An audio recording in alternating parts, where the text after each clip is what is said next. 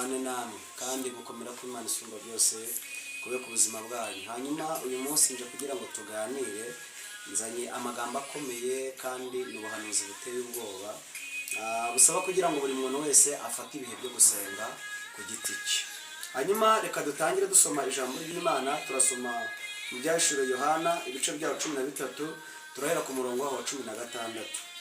16 turavuze ngo itera bose aboroheje n'abakomeye n'abatunzi n'abakene n'ab'umudendezo n'ab'imbata gushyirwaho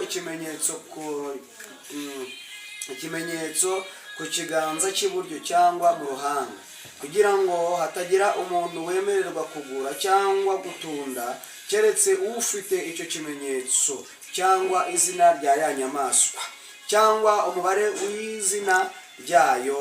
Amen. Hanyuma tugeze mu bihe bikomeye kandi tugeze mu bihe biteye ubwoba. Tugeze mu bihe ibyahanuwe birimo birasohora. Tugeze mu bihe ibyahanuwe birimo birasohora. Ndagira ngo mbabwire ngo bene data, buri muntu wese afata ibihe byo gusenga. Iki cyari igihe Yohana yari arimo yereka uburyo ki hazabaho ibihe bigoye, hazabaho ibihe bikomeye, aho nta muntu uzaba wemerewe kujya guhaha adafite iki kimenyetso kizaba kiri ku kiganza cyangwa se mu ruhanga rwe.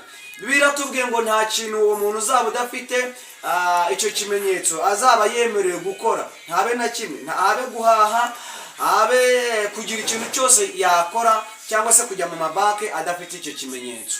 Hanyuma rero nibyo bihe dusohoyemo, nibyo bihe tugezemo, nibyo bihe dusohoyemo.